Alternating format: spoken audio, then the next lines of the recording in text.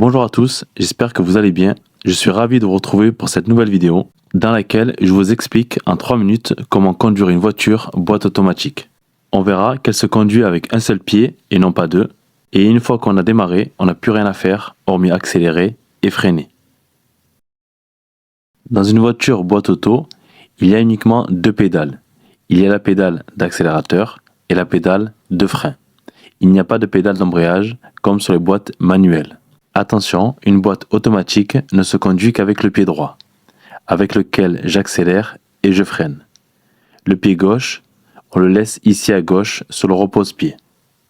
On conduira avec le pied droit en gardant le talon au sol, comme ceci, ici entre les deux pédales, afin qu'on puisse pivoter notre pied entre l'accélérateur et le frein sans être amené à lever le talon du sol. Maintenant, pour démarrer le véhicule. Sachez que pour démarrer le véhicule, avant d'appuyer sur ce bouton Start, il faudra s'assurer d'avoir le pied sur le frein et la boîte à vitesse sur la position P de parking. Et à ce moment-là, on va pouvoir démarrer le véhicule en toute sécurité. De toute façon, si on n'a pas le pied sur la pédale de frein et la position de parking enclenchée, le véhicule ne démarrera pas. Maintenant, sur la boîte à vitesse, il y a plusieurs positions. Le P, c'est le P de parking. C'est lorsqu'on s'arrête, c'est la position lorsqu'on quitte le véhicule ou lorsqu'on se gare. Le R, c'est pour la marche arrière, pour reculer. Le N, c'est la position neutre, le point mort. Et le D, c'est pour drive. On peut le traduire pour démarrer. C'est la position sur laquelle on se met pour faire avancer le véhicule. Pour avancer, on garde le pied sur le frein, on met la position D et on retire le frein électrique. Et là, il suffit uniquement de relever le pied du frein et le véhicule avance.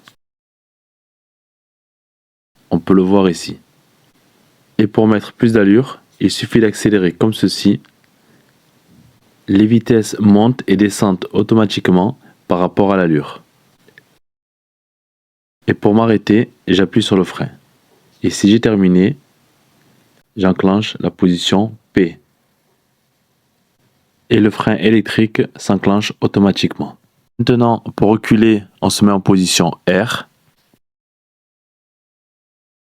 Il suffit de lever le pied du frein pour que le véhicule recule sans accélérer. On peut le voir ici. Enfin, pour s'arrêter, on appuie sur la pédale de frein. Une fois terminé, on se met en position P. En général, le frein électrique s'enclenche automatiquement. Voilà pour les explications courtes, simples et efficaces pour pouvoir conduire une voiture à boîte automatique.